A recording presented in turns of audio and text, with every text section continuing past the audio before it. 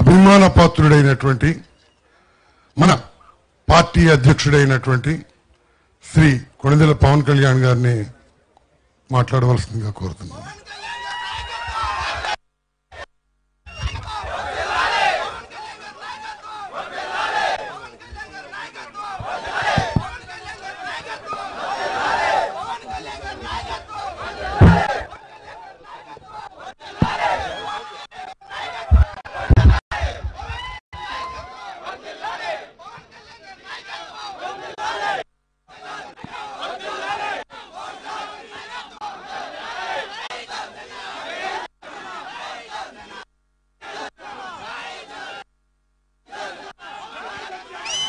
ఇక్కడికి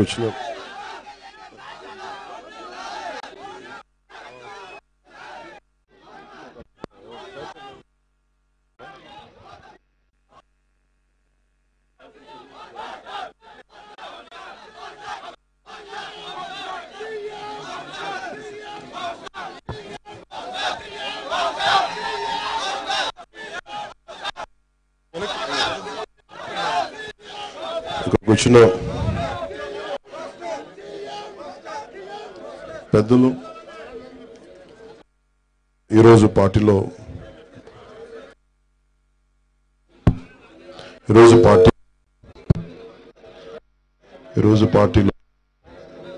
జాయిన్ అయిన రాపాక వరప్రసాద్ గారికి, శ్రీమతి పాముల రాజేశ్వరి,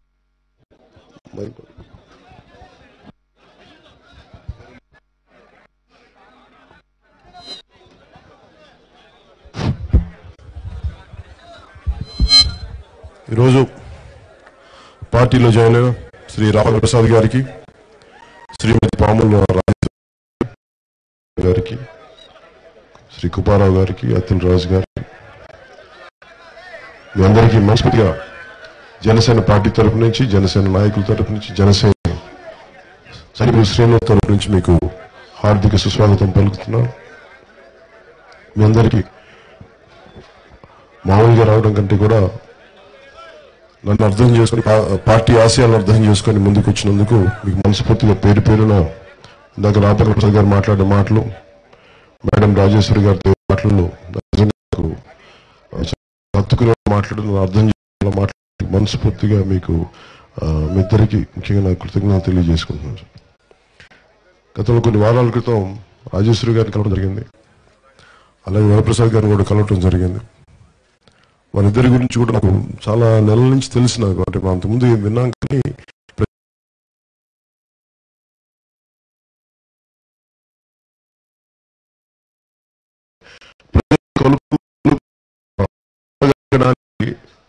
నాకు ఇబ్బంది.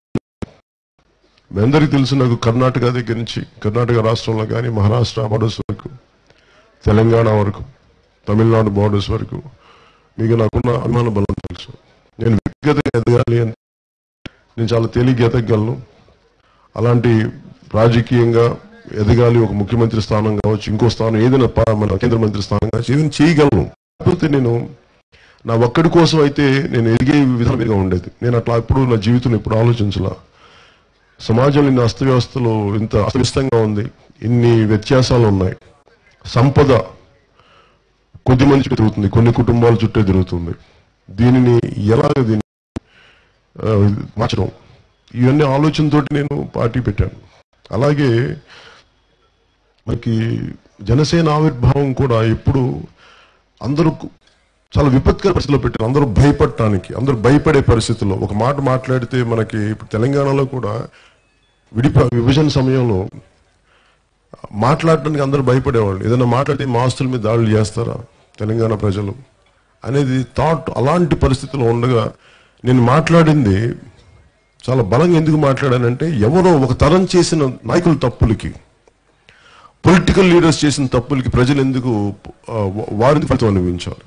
కష్టపడి చేసేవాళ్ళు, మధ్యతరగతి చిన్న చిన్న వ్యాపారస్తులు, ఎక్కడెక్కడో ఊరు ఏమంటారు పట్టుకోటు కోసం హైదరాబాద్కి వచ్చిన వాళ్ళు, వీళ్ళందరినీ దృష్టిలో పెట్టుకొని ఎవరు నాయకులను, ప్రభుత్వాలు తరాలు చేసిన తప్పుకి ఎప్పుడు ఈ తరం పే చేస్తుంది. నాకు వీటన్నిటి విసిగిపోయాను నేను కూడా. నేను ఇవన్నీ కాదు, నాకు పాలిటిక్స్ అవసరం లేదు, నేను ఇంట్లో కూర్చుంటే నాకు ఎక్కడ మనస్కరించలేదు.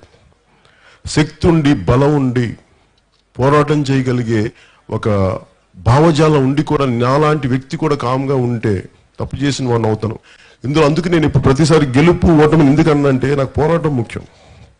ఒకసారి ప్రజానాయకుడు, నాకు ఇష్టమైన ప్రజా కళాకారుడు గద్దర్ గురించి మేము కలిసి ఏదో సందర్భంలో కలిసి మాట్లాడుకుంటా ఉంటే ఆయన ఒక పుస్తకం ఇచ్చారు. ఆ పుస్తకంలో ఆయన రాసిందంటే బ్రతికే అంటే నేను అడుగుతున్నాను, అంటే ఆయన వెళ్ళే విధానం వీటిన్నింటి గురించి మాట్లాడుతూ ఆయన ఇచ్చిందంటే బ్రతికే పోరాటం. నేను దాన్ని నమ్ముతాను.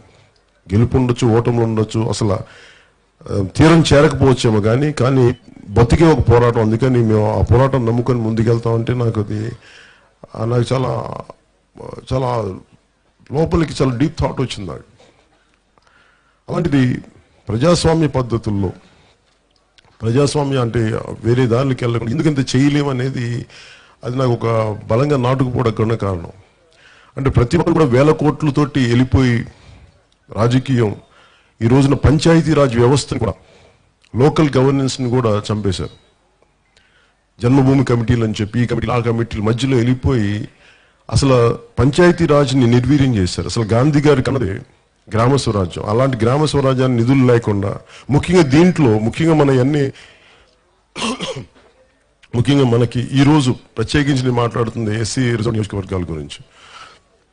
ఎస్సీ రిజర్వ్ నియోజకవర్గాలు ఎక్కువ శాతం మనకి పంచాయతీరాజ్ వ్యవస్థ దాదాపు 56% ఎక్కువ శాతం ఎస్సీలు, బ్యాక్వర్డ్ క్లాసెస్, మహిళలు, వాళ్ళకి రిజర్వేషన్ ఉండి కూడా వాళ్ళకి చెప్పవట్లేదు. అంటే నిధులు వస్తాయి కానీ ఆ నిధులు వాళ్ళు ఖర్చు పెట్టడానికి లేదు, ఏం లేదు. అంటే వాళ్ళకి ఈ మధ్యన పంచాయతీరాజ్ సంబంధించిన మొత్తం అందరితో మాట్లాడుతూ ఉంటే, పంచాయతీ వ్యవస్థ సంబంధించిన సర్పంచ్లు అందరితో మాట్లాడుతుంటే అందరిలో కూడా ఒక కామన్ కంప్లైంట్ అంటే ఇది కూడా పంచాయతీరాజ్ వ్యవస్థని వికేంద్రీకరణ జరగాలి, అన్ని కూర్చోబెట్టి సెంట్రలైజ్డ్ మిగతా అంతకు ముందు కానీ ఇవన్నీ జరగాలి. ఇట్లాంటి ఎన్నో చూస్తూ ఉంటే నాకు అనుకుంది కులం గోడల మీద ఒక రాజకీయ వ్యవస్థను నడపలేం. ప్రతి ఒక్కరు కులాన్ని నమ్ముకుంటారు. ఇది నాకు ఇందాక మన అంబేద్కర్ గారి ఫోటోగ్రాఫ్ మీరు ఇస్తున్నప్పుడు, మీ పేరు రావు గారు,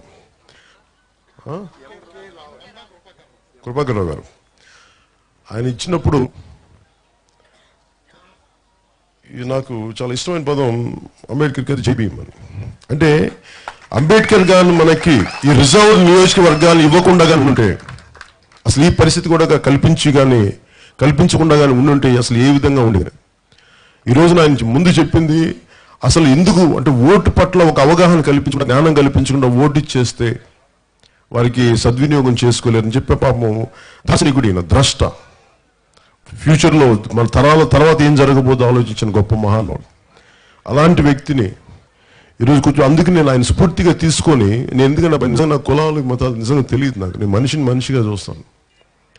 అలాంటి పరిస్థితుల్లో ఒక కులాన్ని నమ్ముకోను, ఒక వర్గాన్ని నమ్ముకుని రాజకీయాల్లోకి రాలేదు. మనుషులందరూ అందరూ ఒకేలా కనిపిస్తారు, సమానంగా కనిపిస్తారు. నా ఇంట్లోనే భిన్న మతాలు, భిన్న కులాలు, భిన్న ప్రాంతాలు, అలా ఇది నాకు జరిగింది. అందువల్ల నాకు ఇప్పుడు నమ్మను వీటిని. కాకపోతే నాకు లేదు కదా అని చెప్పి మిగతా అందరికీ ఉండకూడదు అనుకోను. కానీ కాకపోతే అది కులం అనేది, కట్టుబాట్లు అనేది ఆ పరిస్థితి తగ్గట్టుగా ఉండాలి. కానీ రాజకీయ వ్యవస్థని శాసించేలా ఉండకూడదు నేను కోరుకుంటాను. కానీ చాలా కష్టమైన ప్రక్రియ ఎదుర్కోవటం, దాన్ని తీసుకోవటం. కాకపోతే నేను అర్థం చేసుకుంటాను, కానీ అది నేను నిజానికి ఎత్తుకోను. తప్పు ఒప్పులు ఏదైనా మనది వృత్తాధారిత సమాజం, మనది వృత్తి ఆధారిత కులాలు, మనది దాని తగ్గట్టుగా ఏర్పడ్డ సమాజం. దీన్ని దాటి బయటికి వెళ్ళలేం. కానీ అలాగే చెప్పి దాన్నే పట్టుకొని కూర్చుంటే కొన్ని కుటుంబాల మధ్యలోనే, నేను చెప్పేది ఈ మధ్యన ఉత్తరాంధ్రలో తిరుగుతున్నప్పుడు కూడా కొన్ని కులాలు బాగుపడుతున్నాయి అంటే అని ఎవరైనా మాట్లాడుతున్నారు. డిస్కషన్లో ఒక పెద్ద అనుభవం, ఒక మేజర్, ఒక ఎస్సీ నాయకులు చెప్పింది, కులాలు బాగుపడుతున్నాయి, కుటుంబాలు బాగుపడుతున్నాయి కానీ కులాలు బాగుపడట్లేదు. ఏ గ్రామంకి వెళ్ళినా దీన్ని ఆధారం చేసుకొని కులాలు, మన కుటుంబాలు ఎదుగుతున్నాయి కానీ కులాలు బాగుపడట్లేదు. నిజంగా నాకు అనిపించింది ఈ మధ్యన దెందులూరులో వరుసగా నాకు చాలా మంది ఎస్సీ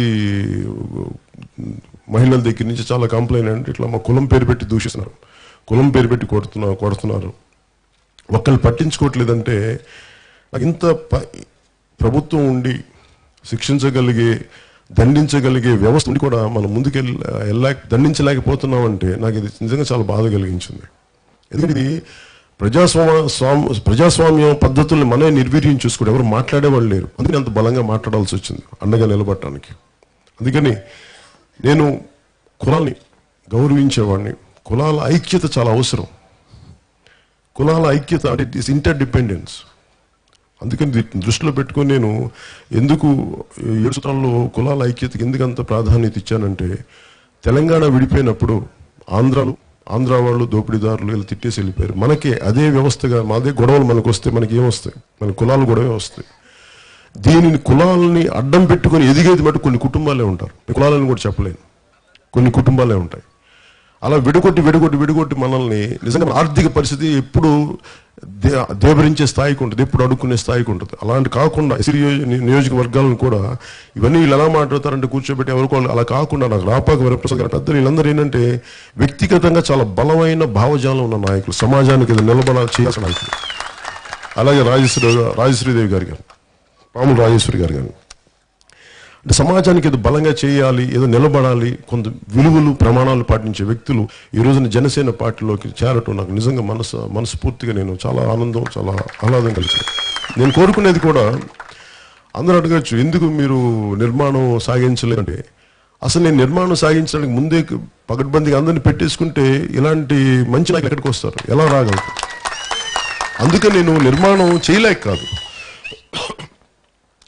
అంటే ఒక భావజాలాన్ని అర్థం చేసుకుని సమాజం అని రాజకీయాలు నెక్స్ట్ ఎలక్షన్స్కి వెళ్ళటం కాదు, నెక్స్ట్ వచ్చే తరాన్ని నిజంగా వారికి హక్కుల్ని తెలియజేయడం కోసం, వారి భావితరాలకి భవిష్యత్తు బాగుండేలా నిర్మాణం చేయడం కోసం రాజకీయం. కానీ నాకు అలాంటి వ్యక్తులు కావాలి, అలాంటి వ్యక్తుల సమూహం నాకు కావాలి అని చెప్పి నేను ఈరోజు ప్రతిదీ కొద్దిగా నాకు నెరవేరుతా ఉంది. నేను పార్టీ పెట్టినప్పుడు, నిన్న కూడా చెప్తా ఉన్నాను, నేను పార్టీ పెట్టినప్పుడు 1983లో ఎన్టీ రామారావు గారికి వచ్చినట్టుగా ఒక ఉధృతి లేదు నాకు. 2009లో చిరంజీవి గారికి వచ్చినట్టుగా ఒక ప్రవాహం లేదు నాకు అన్ని ఎదురీతలో పెట్టాను, చాలా కష్టసాధ్యమైన పరిస్థితుల్లో పెట్టాను, ఎవరు ధైర్యం చేయలేని పరిస్థితుల్లో పెట్టాను. ఊపున్నప్పుడు పార్టీ పెట్టడం వేరు, కోరుకున్నప్పుడు పార్టీ పెట్టడం వేరు. కానీ నాకు ఆవేదన, ఎవరు మాట్లాడరే అంటే మీకు మొన్న చాలా సందర్భాల్లో చెప్పాను, ఇంకో సందర్భంలో ప్రత్యేకంగా చెప్పడం అవసరం అనిపిస్తూ ఉంటుంది. ఎప్పుడు కూడా ఒక ఉద్యమాలు వచ్చినప్పుడు, సమస్యలు వచ్చినప్పుడు నలిగిపోయేది సామాన్య ప్రజలు. దాంట్లో ఎక్కువ శాతం ఉన్నది దిగువ శ్రేణిలో ఉండేది. నాకు నా ఫామ్ హౌస్లో ఒక ఆయన పనిచేసేవారు. ఆయన కాకినాడ నుంచి వచ్చేసి ఇప్పుడు 50 సంవత్సరాల క్రితం ఉంటే మనం ఊహించలేం కదా. ఒక 69లో జరిగిన గొడవ, అది 2009 ఆ సమయంలో 2010లో రాష్ట్రం విడిపోయిన సమస్య, ఒక సామాన్యమైన ఎస్సీ వ్యక్తి కుటుంబానికి చెందిన వ్యక్తిని అక్కడ పాతి పెట్టడం, మనిషి చనిపోతే మతాచారం ప్రకారం ఖననం చేయటం, అది ఒక ప్రక్రియ అయితే అది కూడా జరగడానికి ఇబ్బంది పడద్దని చెప్తే కేవలం ఈ తెలంగాణ ఆంధ్ర వివాదం వల్ల అనేది, అది నేను చూశాను. అది నా ఫామ్లో పనిచేసిన పాప ఆయన, ఈయన తోటలోకి రాకపోతే మేము ఇద్దరు కలిసి పనిచేసేవాళ్ళం. ఆయన రాలేకపోతే ఏం రాలేదంటే ఆయన మనోడు పరిగెత్తుకుంటూ వచ్చాడు నా దగ్గరికి, మా తాత చనిపోయాడు. ఆయన ఎక్కడ కాకినాడ నుంచి వచ్చిన ఒక ఎస్సీ కులానికి చెందిన వ్యక్తి. వెళ్తే పాపం ఆయనకి స్థానికంగా ఉన్నాడు, మీరు ఆయన పూడ్చిపెట్టనివ్వలేదు, ఎందుకంటే మీరు ఇక్కడ వాళ్ళు కాదు, మీరు ఆంధ్ర వాళ్ళు వెళ్ళిపోండి అంటే. ఇబ్బంది ఎప్పుడు కూడా పై స్థాయిలో చేసే నాయకులు బాగానే ఉంటారు, అన్ని కులాలకు సంబంధించిన నాయకులు బాగానే ఉంటారు. ఎప్పుడు దిగువ శ్రేణిలో ఉన్న అందరూ, అధికారానికి దూరంగా ఉన్న ఎస్సీలు కావచ్చు, మిగతా కావచ్చు, సామాన్యులు అందరూ నలిగిపోతారు. ఇది నాకు బాధ కలిగించింది. ఆ తర్వాత నాకున్న పరిచయాలు, నాకున్న మన ఇప్పుడు జనసేన తెలంగాణ క్యాడర్లు అందరూ నాకు హెల్ప్ చేశారు. ఆ రోజున హెల్ప్ చేసి ఆయన అక్కడే ఖననం చేయడానికి అందరూ బలంగా వాదించి చేయగలిగాం. కానీ నాకు అది చాలా బలంగా హత్తుకుపోయింది, బలంగా నాటుకుపోయింది. అంటే ఎప్పుడు ఎవరో చేసిన దానికి ఎవరు బాధపడుతున్నారు? ఆయన వాళ్ళ మనవడు అంటున్నాడు, మేము ఎప్పుడు వచ్చేసాం సార్, నేను కూడా ఇక్కడే పుట్టాను, మా నాన్న కూడా ఇక్కడే పుట్టాడు, ఇప్పుడు ఎక్కడికి వెళ్ళాలి మేము ఇక్కడ వాళ్ళం కాదంటే. అట్లాగా సార్ తెలంగాణ వచ్చేసింది, ఒక అయిపోయింది అనుకోవచ్చు. కానీ మరి ఆంధ్రాలో ఇలాంటి పరిస్థితులు ఏం కొట్టుకుంటాం? కులాల మధ్యలో చాలా ఘర్షణ పెరిగిపోద్ది. కులాల మధ్య ఘర్షణ పెరిగిపోతే పెట్టుబడులు రావు, మంచి స్కిల్ సెంటర్స్ రావు, ఉద్యోగాలు రావు. వీటన్నిటిని దృష్టిలో పెట్టుకొని నేనేదో అవివేకంతో చేతగాకో నేను టీడీపీకి సపోర్ట్ చేయలేదు. ఉన్న వాళ్ళల్లో అనుభవజ్ఞుడు, ఈయన అనుభవం ఉన్న ముఖ్యమంత్రి, గతంలో చేసింది. అలా అని చెప్పి ఆయన ఎన్టీ రామారావు గారు చేసింది ఇవన్నీ నాకు తెలియక కాదు, తెలుసు నాకు. కానీ ఉన్న పరిస్థితులు కనిపిస్తున్నారు, ఇంకెవరు కనిపించట్లా. ఇప్పుడు జగన్మోహన్ రెడ్డి గారు నాకు బద్ధ శత్రువు కాదు, నాకు ఎవరు శత్రువులు లేరు నాకు నిజంగా చెప్పాలంటే. కాకపోతే ఈ వ్యవస్థని ఎంతో కొంత ఎవరు బాధ్యతగా ఎవరు నడిపించగలరు అనేది ఆ క్రమం. నేను మళ్ళీ పోటీ చేసి ఓటు తీయాలా లేదా, ఇవన్నీ నేను నా ఎదుగుదల ఆలోచించాలా, లేదంటే ప్రజల్లో భవిష్యత్ తరం బాగుండాలా అని చెప్పి ఆలోచించి నేను టీడీపీ సపోర్ట్ చేశాను తప్ప, ఆ రోజు అందరూ నన్ను అన్నారు నువ్వేం తీసుకోలేదంటే, నేను తీసుకోవడానికి రాలేదు, ఇవ్వడానికి వచ్చాను రాజకీయాల్లో. అందరు తీసుకోవడానికి వస్తారేమో. ఉమ్మడి శ్రమ, ఉమ్మడి సంపాదన. ముఖ్యమంత్రి ప్రభుత్వం అనేది ఒక ధర్మకర్త. ఉమ్మడి శ్రమలో వచ్చిన ఉమ్మడి సంపాదనని కాపాడి ఎవరికైతే ఎక్కువ ఉందో, ఎవరికైతే అందట్లేదో ఆ నిధులను సమానంగా పంచడం, అది వాళ్ళ పని. కానీ పని నేను ఒక లోక్సత్తా జయప్రకాష్ నారాయణ గారిలా మాట్లాడితే కుదరదు, అలాగే కూర్చొని అన్నా హజారే గారిలా మాట్లాడితే కుదరదు, కేజ్రీవాల్ గారిలా మాట్లాడితే కుదరదు. ఎందుకంటే కొంత బలం కావాలి, బల ప్రదర్శన కావాలి, సగటు రాజకీయ పరిస్థితులను అవగాహన చేసుకోవాలి, ఉన్న రాజకీయ పార్టీలు ఎలా మాట్లాడుతాయని అర్థం చేసుకోవాలి. కొంతమంది కులాలను వాడతారు, వర్గాలను వాడతారు, భయపెడతారు, ప్రేరేపిస్తారు. వీటన్నిటిని అర్థం చేసుకొని కేవలం నేను ఆశయాలంటే నేను కుదరదు. ఆశయాలతో పాటు చాలా బలమైన బల ప్రదర్శన చేయగలిగే సత్తా కూడా చాలా బలంగా కావాలి. నేను ఖచ్చితంగా బల ప్రదర్శన నేను చాలా బలంగా నమ్ముతాను, అవసరం. అంటే కవి శివారెడ్డి చెప్పినట్టుగా శాంతిని నెలకొల్పాలన్నా కానీ కత్తి ఎండ కావాల్సిన రోజులు ఇవి. మన దేవతా విగ్రహాలు చూస్తే అభయహస్తం ఉంటుంది, అలాగే చేతులు కత్తి కూడా ఉంటుంది, అంశం కూడా ఉంటుంది. ఎందుకుంటాయంటే మనిషి కేవలం మంచి మాటకి వెండు, ఒకసారి బలం అవసరం, కండిషన్ పెట్టడం, క్రమశిక్షణలో పెట్టడం. అందుకే వీటన్ని దృష్టిలో పెట్టుకుని నేను ఒక పెద్ద మనసుతోటి ఆలోచనతో నేను టీడీపీకి సపోర్ట్ చేశాను. నేను టీడీపీ నుంచి ముఖ్యమంత్రి గారిని అడిగింది కూడా, మీకు బలమైన సుపరిపాలన ఇవ్వండి. నేను నాకు తెలియని అజ్ఞానిని కాదు. అందరూ సంపూర్ణమైన పరిపాలన కూర్చోబెట్టి అందరూ మన గాంధీ గారిలో ఉంటారు నేను ఎక్స్పెక్ట్ చేయను. కొంత కరప్షన్ ఉంటుంది, ఒక పొలిటికల్ వ్యవస్థ నడపాలంటే రిక్వైర్మెంట్స్, నీడ్స్ అనేవి ఉంటాయి, నాకు తెలుసు, అర్థం చేసుకోగలను. కాకపోతే ఆ రిక్వైర్మెంట్స్, నీడ్స్ ఎంత, ఆ అవసరాలు ఎంత, ఒక పార్టీని నడపడానికి, సంస్థాగతంగా నడపడానికి అవసరం ఎంతది, అది ప్రజలకి ఇంత చేసి మీరు మొత్తం 70% దోచేస్తుంటే మరి నాకు ఇబ్బంది కూడా. నేను తెలుగుదేశం పార్టీకి సపోర్ట్ చేసింది మీరు ప్రజలకు అండగా నిలబడటానికి కానీ మీరు చేస్తున్న కరప్షన్కి అండగా నిలబడటానికి నేను తెలుగుదేశం పార్టీకి సపోర్ట్ చేయలేదు. ఇది కష్టం, ఈ పోరాటం కూడా చాలా కష్టం. ఈరోజు ఎవరు వచ్చినా, రాబాగ్ వరప్రసాద్ గారికి, రాజేష్ ఎవరు వచ్చి మాట్లాడినా వాళ్ళు భవిష్యత్తు దృష్టిలో పెట్టుకుని మాట్లాడుతున్నారు. నాకు 19లో ముఖ్యమంత్రి అయిపోవాలనో ఇవన్నీ లేదు. అలాగే ప్రతి ఒక్కరు కూడా ఇది ప్రశ్నించే పార్టీ అంటారు. అంటే కేవలం ప్రశ్నించే వరకే మీరు పరిమితం అన్నట్టుగా చెప్తున్నారు. నేనేమంటే ప్రశ్నించడం ద్వారా అధికారానికి చేరువవడం, ప్రశ్నించడం ద్వారా అధికారంలో కూర్చోవడం, ప్రశ్నించడం ద్వారా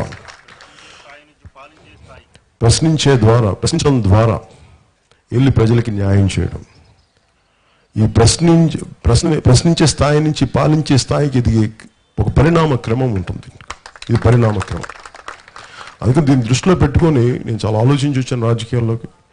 ఎందుకంటే 2019లో ముఖ్యమంత్రి అయిపోవాలి, 2020 అట్లా రాలా. ఎందుకంటే నేను ప్రతిసారి 25 సంవత్సరాల నుంచి మాట్లాడుతుంటాను. అంటే ఒక ఆలోచన, ఒక బీజం. ఎప్పుడో దశాబ్దాల క్రితం జై భీమన్ రాసుకొని మనం అనుకున్న వ్యక్తిని, మహానుభావుడు, ఆయన ఎప్పుడు దశాబ్దాల క్రితం పెట్టింది ఈ రోజుకి మనం పాటిస్తున్నాం.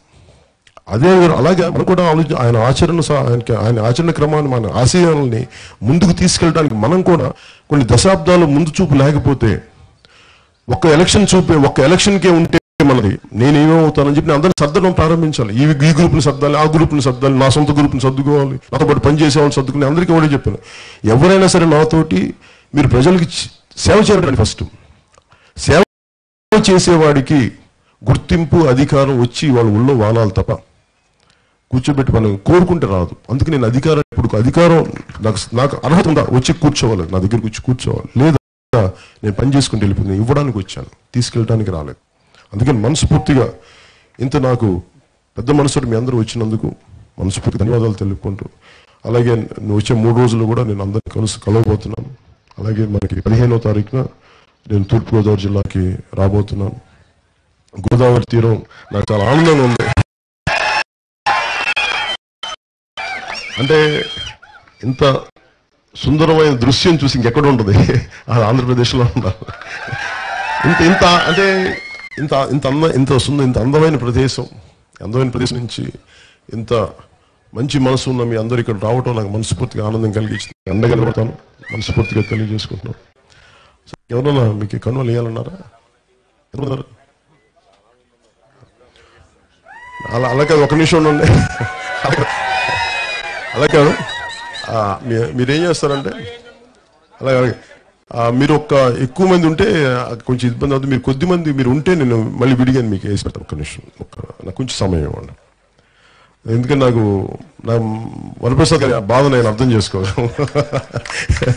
అలాగే మేడం రాజేశ్వరి గారి బాధ నేను నాకు ఒకసారి మన వాళ్ళు చెప్పి కోఆర్డినేట్ చేయమని చెప్తాను. ఎందుకంటే ఒకసారి అందరు రాగానే కొంచెం ఒత్తిడి గురవుతారు కాబట్టి ఒకసారి నేను మన వాళ్ళకి చెప్పి ఒక 5 minutes టైం ఇవ్వండి, కొంచెం కోఆర్డినేట్ చేసేవారికి నాకు సమయం.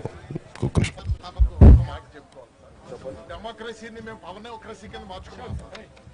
డెమోక్రసీని పవనోక్రసీ కింద మార్చుకున్నాం sir. Democracy definition for the people by the people. పవనోక్రసీ అన్నది for the poor people by the poor people sir. యదా యదా హి ధర్మస్య గ్లానిర్భవతి భారత